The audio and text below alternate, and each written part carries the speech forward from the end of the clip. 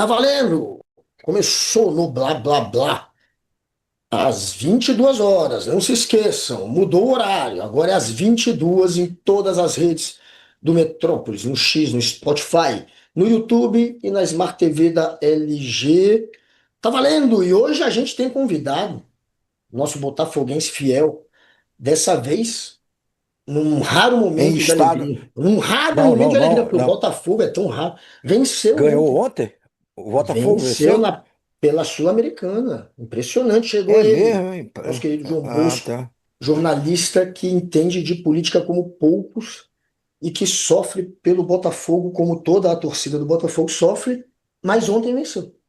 Venceu do Cienciano, a potência do futebol mundial cienciano. Que é Parabéns de ao onde? Botafogo. Que é de onde, o Feliciano? Peru, né? Sim, espera aí. É tão potência que a gente se confunde qual é o país de origem do cienciano. Se é É o o Peru, Peru. é o Peru mesmo, né? É o Peru, Peru, porque grande esses times cienciano. existem para você jogar na altitude, aí eles ficam fortes. Ah, claro. É isso, E gente. o, e o Cienciano Botafogo se deu perdeu, bem, né? E o Botafogo perdeu, se deu bem. finalmente. Quanto Agora, foi? quem não se deu bem, saiu a pesquisa Datafolha Apoio, saiu do forno. E quem nunca se dá bem nas pesquisas para presidente é ele, Flávio Bolsonaro. Segue atrás do Lula no primeiro turno, 4 pontinhos de diferença. Aliás, no segundo turno, 4 pontos de diferença. No primeiro, 6 pontos. Olha aí, ó, os números do Datafolha que a gente vai colocar já já para vocês. Lula 39, Flávio 33 no primeiro turno. Lula 47, Flávio 43 no segundo turno. Então vamos primeiro para este gráfico aí, Ricardo Noblat. Flávio, 6 pontinhos atrás. Caiado na sequência. Renan, Caiado, 5 pontos. Renan Santos, 4 pontos. E Zema, sempre na lanterna. 3 pontinhos. Eu confesso novamente sempre o meu espanto quando sai uma pesquisa e com o resultado onde você continua ali, Lula e Flávio lá nas alturas. Mas o que mais me impressiona é que os outros candidatos alternativos, quer dizer, que se oferecem como alternativa ao Flávio, porque todos os outros são de direita, como o Flávio, ideologicamente afins do Flávio, quer dizer, sintonizados com o Flávio, tanto que esses outros candidatos têm muita dificuldade de bater no Flávio. Ultimamente o Caiado está ousando um pouquinho fazer isso, desde que trocou de marqueteiro, aconselhado pela mulher dele, que será candidata ao Senado em Goiás e deverá se eleger. Eu acho até que a mulher do Caiado é mais esperta, mais antenada com as coisas do que o próprio Caiado, mas enfim, é impressão minha, eu não a conheço. Eu não a conheço. Mas o que me espanta é isso. Quer dizer, o Caiado não sai dos 4, 5% dele. Seu Renan do Missão, que até um mês atrás, 2 meses atrás, aparecia como como um possível candidato que seria capaz de atropelar o Caiado, candidato do PSD, o Zema. Ele está ali, junto com o Caiado. Já teve em pesquisas anteriores, mas de outros institutos, eu acho, um ponto na frente do Caiado, agora está um ponto atrás do Caiado, né? E o Zema ali, sossegado, sossegado, nos 3%. É verdade que a campanha ainda não começou para valer, a gente nem completou uma semana de campanha. E propaganda eleitoral no rádio e na televisão é zero até agora. Porque a campanha no rádio e na televisão, a propaganda no rádio e na televisão ela só começa no próximo dia 28. Então, isso, claro, haverá um impacto, não dá para subestimar a força do rádio e da televisão, principalmente numa eleição que até aqui está parecendo muito sem graça, muito sem Muito previsível. empolgação. né?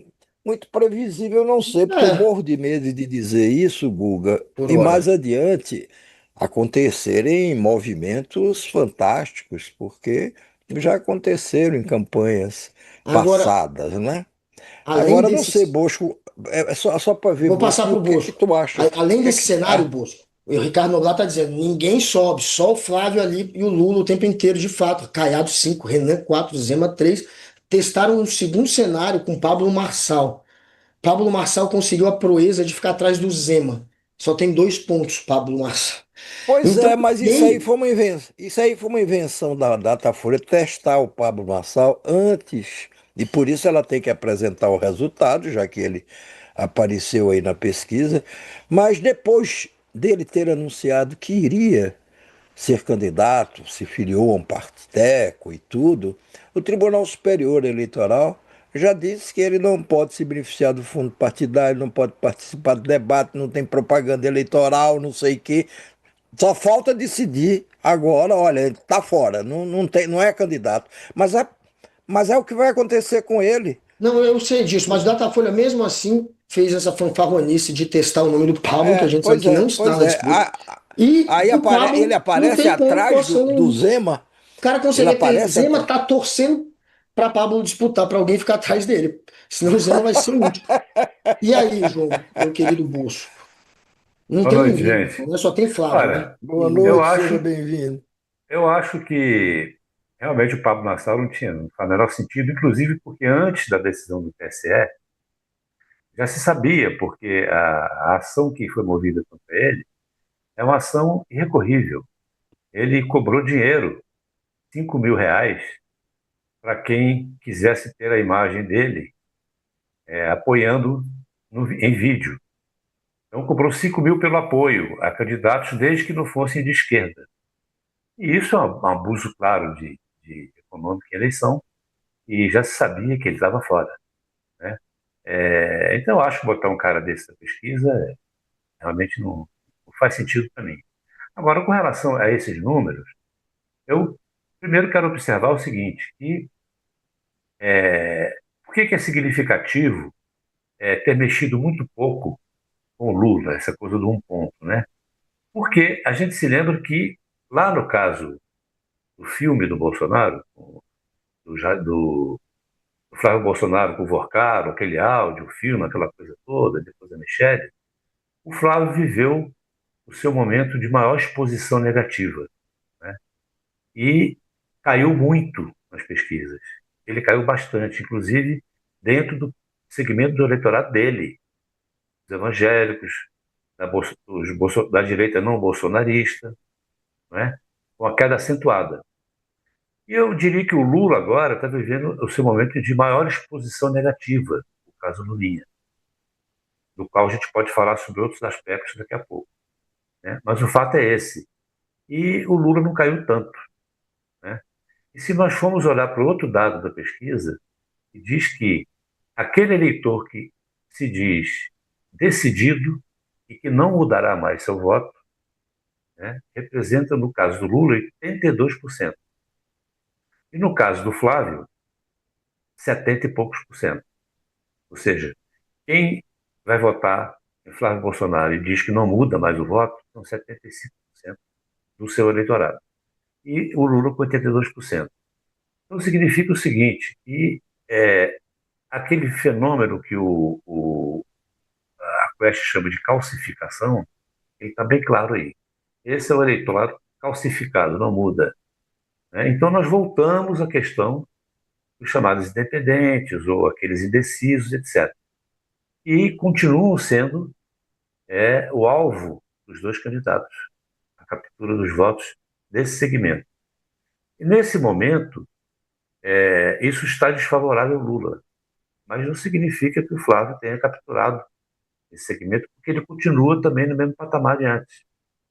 Então significa que você tem um universo aí de ditos indecisos e ditos independentes, que para mim são a mesma coisa, porque ainda não expuseram o seu voto, né, nas pesquisas. Então esse segmento aí continua observando. E aí entra esse dado que o Noblat trouxe. Para mim, é um dado importantíssimo. Parece algo vago, mas não é.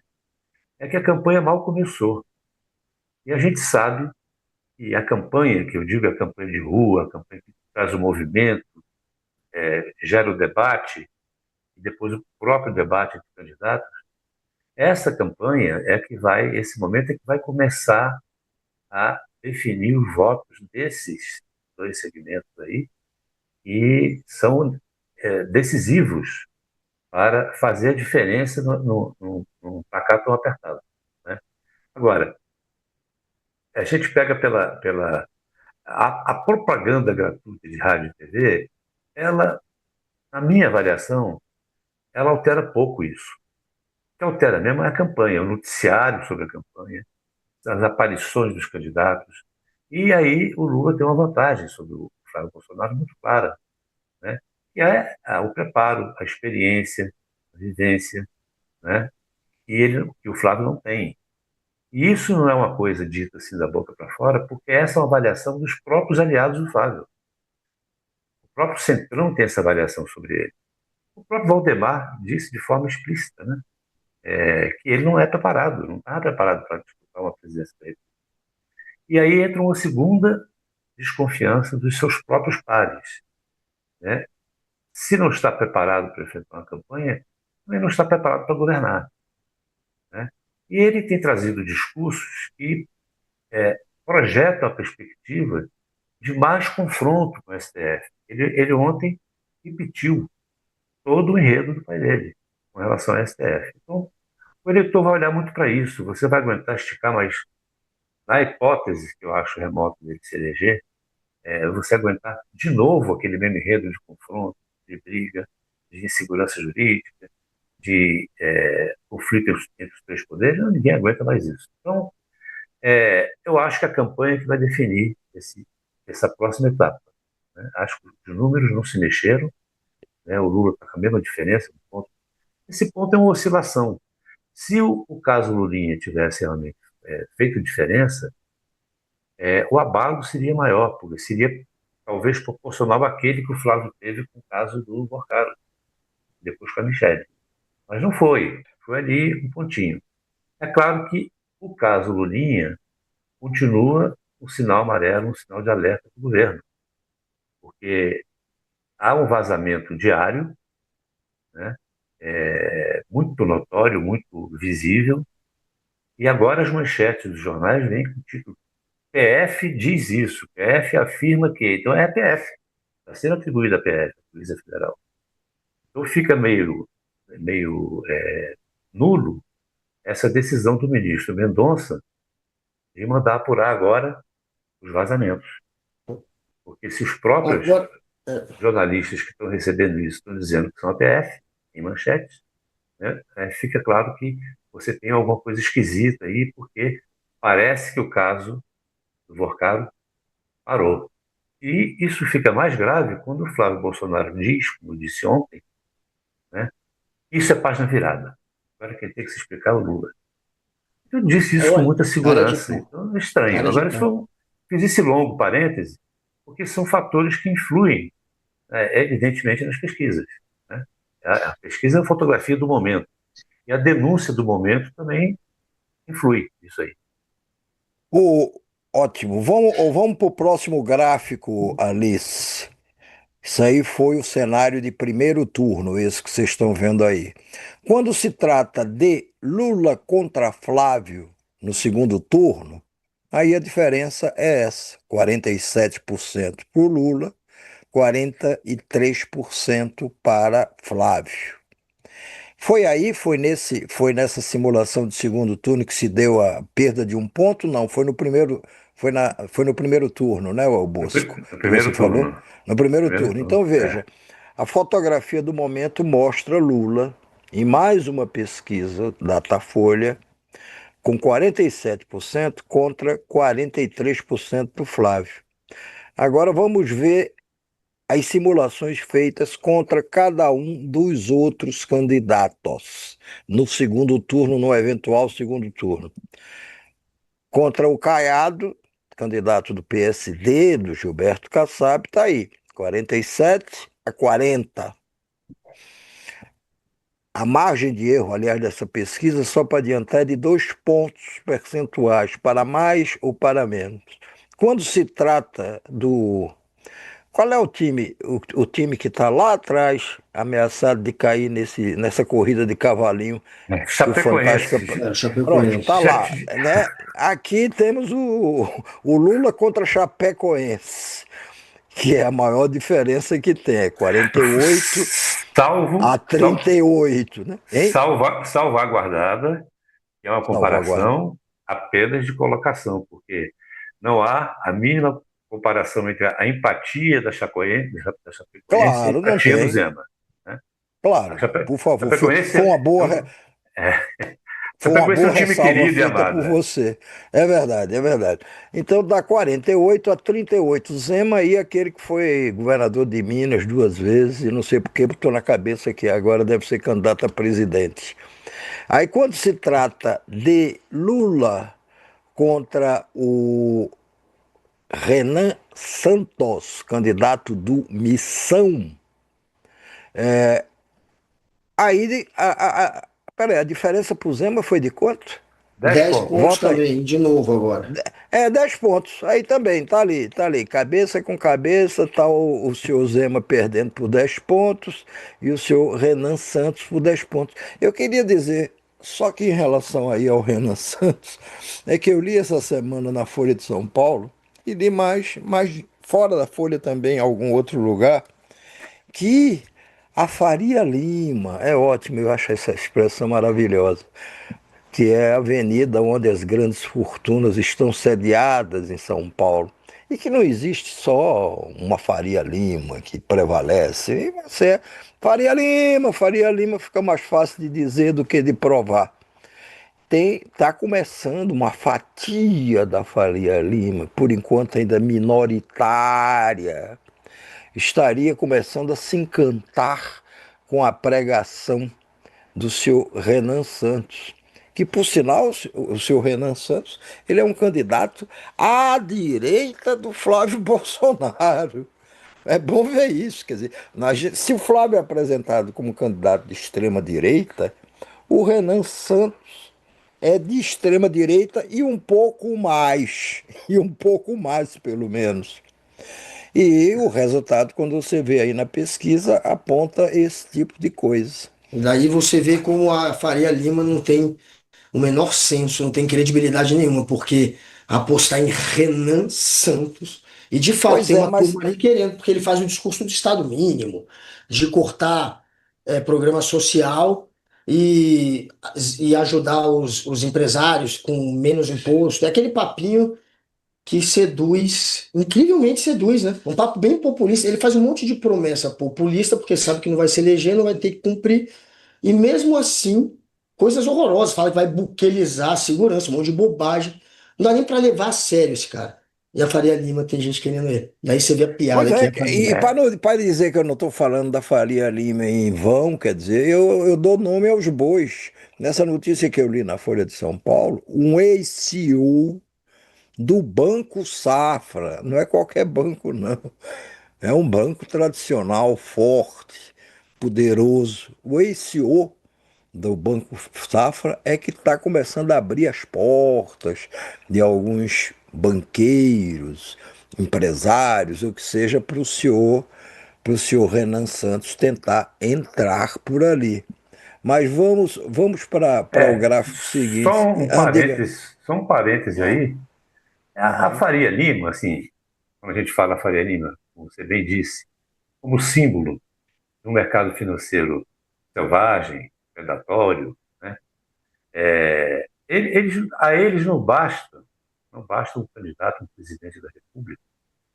Porque o Lula nunca foi um presidente da República. E nas gestões dele, a Faria Lima tem perdido dinheiro. Nunca aconteceu isso. Mas a eles não basta você ter um presidente da República cuidadoso, responsável com a economia, etc. e tal, embora é, forte tintas sociais, como é o caso do Lula, mas que mantém o equilíbrio financeiro e econômico. Não basta isso a eles. Eles precisam e desejam um candidato, eleger um candidato, e além disso, esteja submetido a eles, obedeçam a eles e Exatamente, tudo, exato. né? Mas Essa é a isso é razão desde a disso. primeira. É, Então, na medida que um de- não vai dando certo, o Flávio é inseguro, o Renan, né, eles vão tentando até. E isso nos remete aonde? Isso nos remete ao exemplo Collor de Mello. E não foi nada mais, nada menos do que isso. Buscar um candidato que seria um candidato que eles teriam, sobre o qual eles teriam controle. E não tiveram, como a gente viu, porque o Collor cresceu o olho, quis ter um império jornalístico para ele, um império da aviação, FASP, etc, etc. E aí contrariou quem já tinha esses impérios, né? Muito bem. É o repeteco disso. É querer de é um novo, repeteco disso. é um repeteco disso. Enfim, um parênteses.